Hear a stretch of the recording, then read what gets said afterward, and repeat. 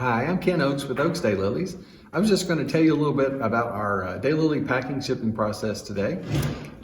We dig all of our daylilies fresh, so these were some that were dug yesterday. After we dig them, we wash the dirt off, and then we sort them out by the orders. And then this morning, we've already gone through and double checked all the orders to make sure that what's supposed to be there is there.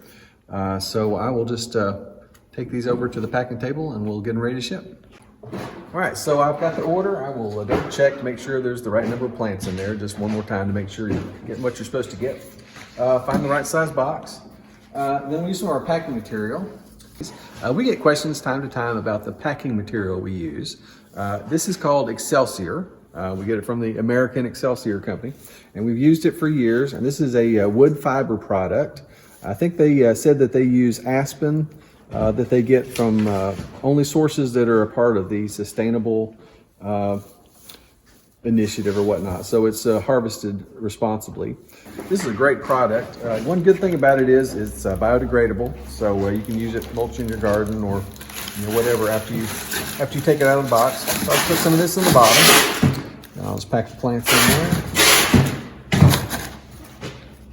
Not a whole lot to it. Boom, boom.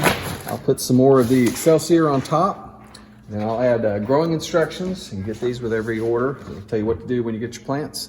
The main thing is you want to try and plant your plants as soon as you can after you get them. These are, like I say, they're fresh, so the sooner you get them in the ground, the better. But if you need a few days, that's okay. Just keep them somewhere cool. You'll get a handwritten note and probably a catalog as well. And then that's pretty much it.